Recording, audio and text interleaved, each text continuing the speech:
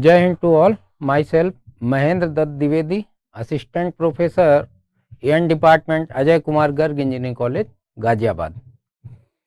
Today we are going to discuss a topic from power system. Its subject code is KEE 501. This topic is taken from Unit 2 and the topic name is representation of transmission lines. So, in the representation of the lines, basically it means that we will see representation of the transmission line. Let us have a quick view on contents. So, classification of transmission lines, performance parameters, short transmission line, equivalent circuit diagram, phasor diagram of the short transmission line, medium transmission line, and there are two types of classification of medium transmission line, and that is T type model and pi type model. So, we will see one by one and then at last we will see long transmission lines. So, let us see one by one. Classification of transmission line is basically based on the length of the line. So, transmission lines can be broadly classified on the basis of short transmission line, medium transmission line and long transmission line. So, in the short transmission line, lines which are having length less than 80 kilometer, that is considered under the short transmission line.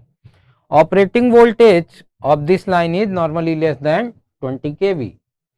So, capacitance of the line is neglected and due to a small length of the line and low operating voltage.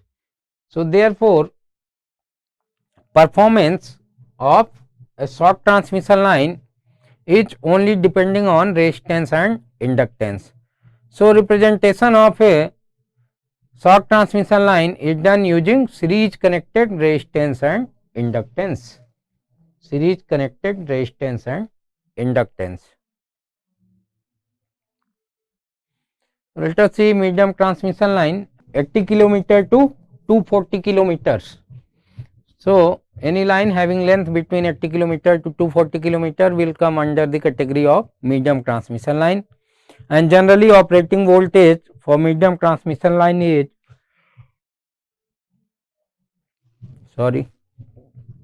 operating voltage range for medium transmission line is 20 kV to 100 kV.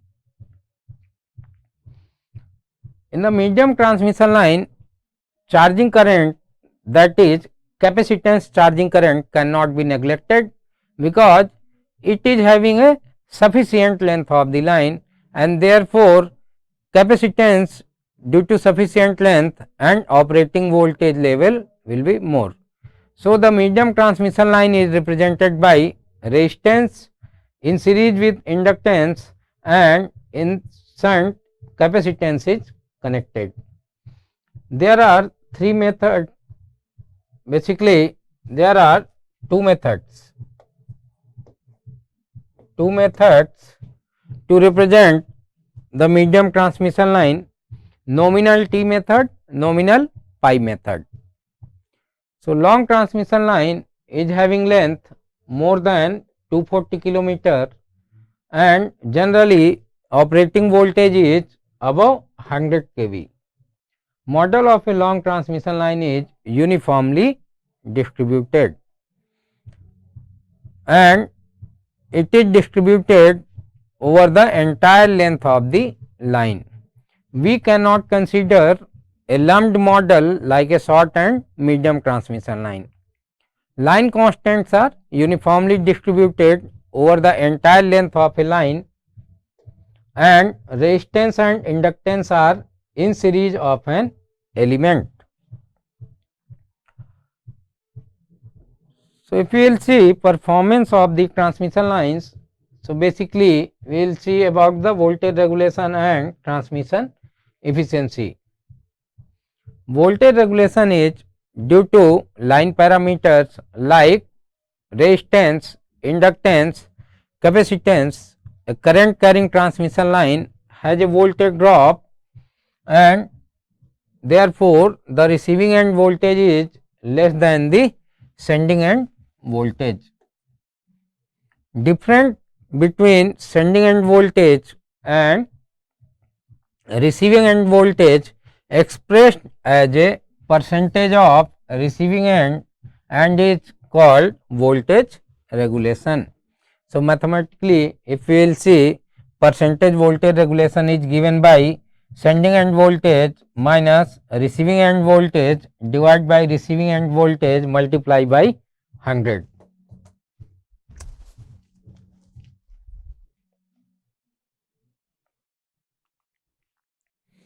So, let us see what is transmission efficiency. Due to impedance of the transmission line, some amount of loss occurs. This causes some amount of power at receiving end is less than the power input at the sending end. So, transmission efficiency is defined as ratio of receiving end power to sending end power, and mathematically it is equating as transmission efficiency receiving end power divided by sending end power multiplied by 100. So, receiving end power is VR IR cos phi, sending end power is Vs Is cos phi s multiplied by 100. So, shock transmission line. Shock transmission line equivalent circuit diagram is given by this. If we will convert, we will club together this resistance and inductance. So, we will form R and X and they are in series. They are considered as a lumped parameter. They are not distributed over the entire range of the line, rather they are considered as lumped parameter.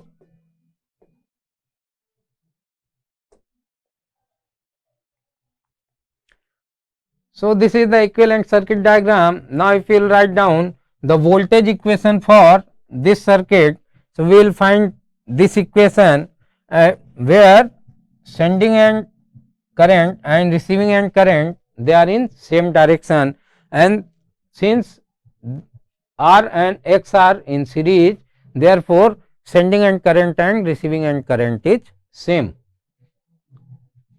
that is given by I.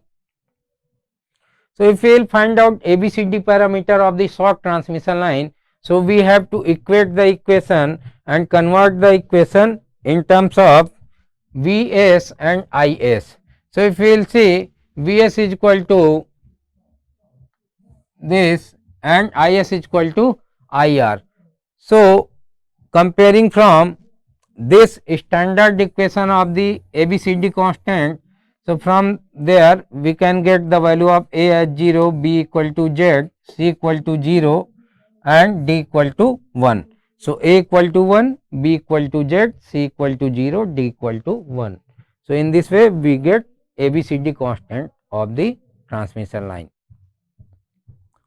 So, phasor diagram for shock transmission line is given by for a lagging power factor. So, this is lagging power factor, and similarly we have just made the phasor diagram with IR into R, that will follow the path of this current, and then in 90 degree this is IR into XL and this is given by Vs, sending end voltage.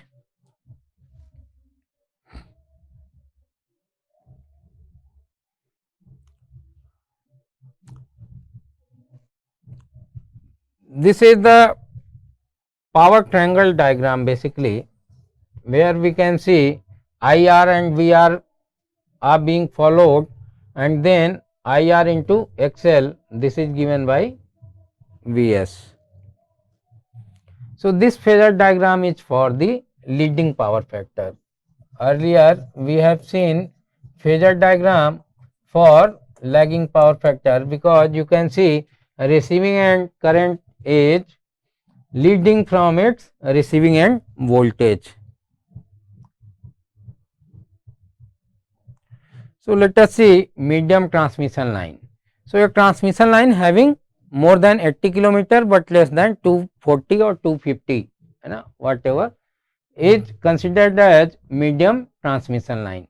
So, parameters of the medium transmission lines are resistance, inductance and capacitance are distributed uniformly along the line. For a medium transmission line, charging current is appreciable, and due to length of the line, the shunt admittance plays a significant role in the calculation of the effective parameter of the transmission line. So, the shunt admittance and series impedance are considered as a lumped parameter of the medium transmission line. So, if we will see simple circuit diagram of a transmission line, so R and X are in the series and then capacitance is in the form of shunt. So, medium transmission line, many localized capacitance model have been used to make approximate line performance calculation. The following methods are commonly used: nominal T model and nominal pi model. So, let us see nominal pi model. In the nominal pi model, medium transmission line, the series impedance of the line is concentrated at the center. So, this is series impedance.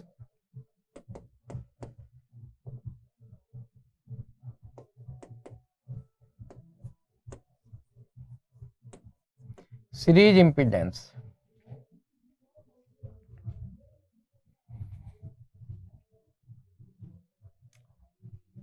That is concentrated at the center, and half of each capacitance is placed at the center of the line. Nominal pi model of the line is shown in the diagram. So, this is nominal pi model. Now, in the nominal pi model, again we have to find out the ABCD parameter. To find out the ABCD parameter, basically from the Ohm's law we can write down this equation by KCL at node A. This equation can be formed, and voltage at the sending end is given by VCD, that is voltage across this capacitance, that is VCD. So, after solving this equation we will get Vs is equal to this term, and ICD is given by this equation. Similarly, we can find out the value of Is, so that we can write down the equation in its standard form. So, when we are writing the equation in its standard form, then we can equate this is A, B, C, D.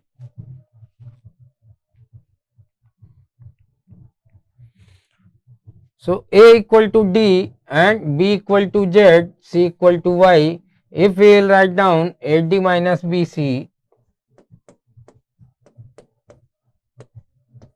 that is equal to 1.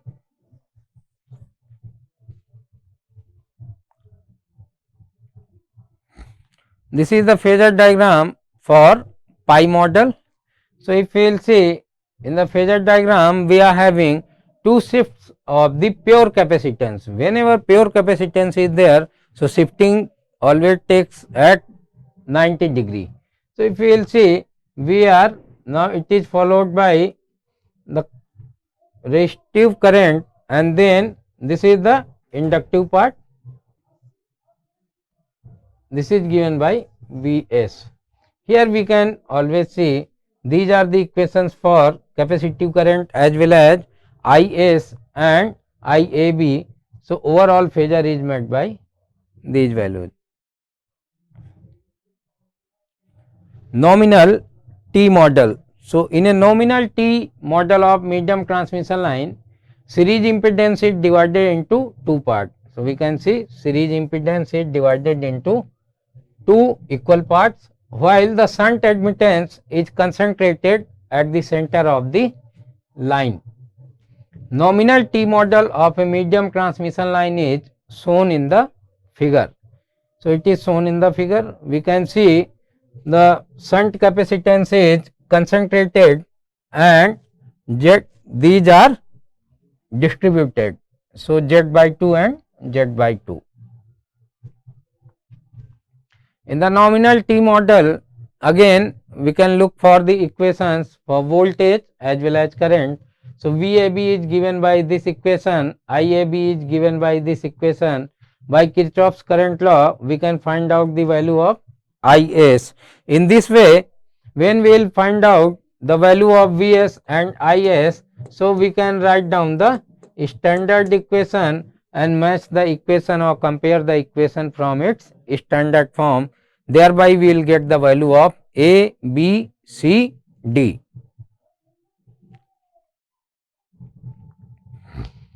So after solving the equation, we are getting the value of Vs and Is at this. So in the case of nominal T model, A is given by this value, B is given by this value, C equal to Y and D equal to 1 plus Zy by 2.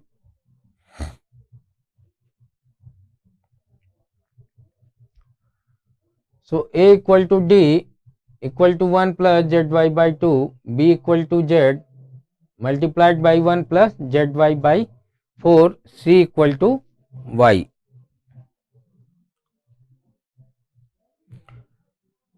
So this is the Phasor diagram for nominal T model. Again we can see the current here will not be 100% inductive, therefore current lagging current will be with the angle of less than 90 degree. Similarly, there is phase shift of 90 degree. So IAB is 90 degree. Then here also combination of these two parts will come together and here shift is less than 90 degree. So overall this is the Phasor diagram for the nominal T model. Let us see long transmission line. So in the long transmission line, we can say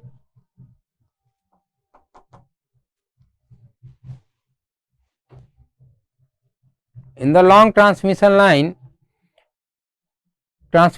is defined as transmission line with an effective length more than 250 kilometer.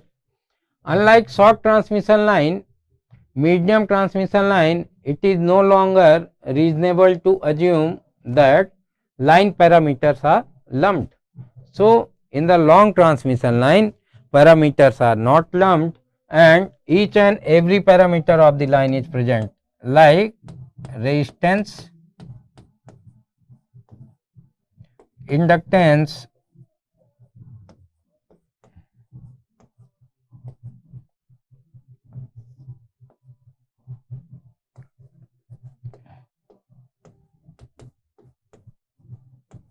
capacitance and conductance. So all these four parameters are present in the transmission line and they are not treated as a lumped parameter, rather they are evenly distributed in throughout the length of the line. So we must consider the exact distributed parameter over the entire length of the line. Although this makes the calculation of ABCD parameter of transmission line more complex, it also allows us to derive expression from voltage and current at any point along the line. So if we will see R and X, they are in series and C and G, they are in parallel.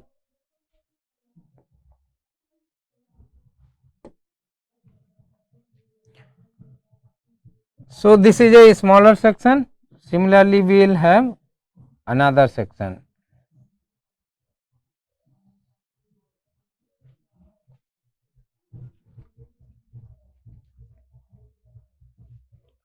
So this is about the long transmission line. It allows us to derive expression for the voltage and current at any point along the line. A long transmission line, the line constants are uniformly distributed over the entire length of the line. This is because the effective circuit length is much higher than what it was for the former models long and medium line. Hence we can no longer make the following approximations. So, ignoring the shunt admittance of the network like in a small transmission line model, considering circuit impedance and admittance to be lumped and concentrated at a point as was the case for the medium line model. Rather for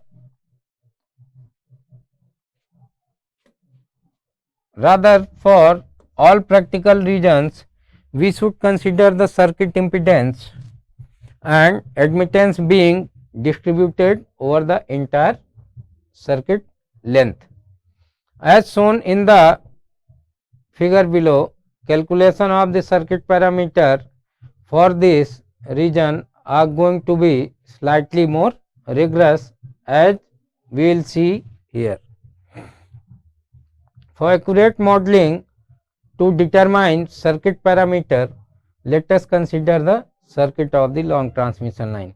So, here I have not shown the long transmission line circuit, as well as we are not deriving the transmission line parameters, because it is quite complex and we will do this in next lecture. So, till now we have seen short transmission line, medium transmission line and long transmission line. Parameters considered in the short transmission line were resistance and inductance, and equivalent circuit in the equivalent circuit diagram, resistance and inductance were in series with each other, and conductance and capacitance were neglected due to less length of the line, as well as operating voltage of the transmission line was up to 20 kV. So, effect of the capacitance has been neglected. Now, in the case of medium transmission line, we have two types of the configuration, T or pi configuration. So, in the T configuration, basically you can say capacitance is concentrated or lumped, but if we will see resistance and inductance were divided in two parts that were distributed. So, in the case of pi connection, capacitance was distributed, but inductance and resistance were concentrated in a point, and resistance and inductance are connected in series. Similarly, for long transmission lines having length greater than 240 kilometers or 250 kilometers. So, in that case we have to consider each and every component as a distributed parameter, because we cannot have the concentrated components. So, in this way, if we will see, we have completed the short, medium and long transmission line performance and their configurations, as well as we can also say the representation of the transmission line is completed. So, thank you for being patiently associated with us. Thank you very much.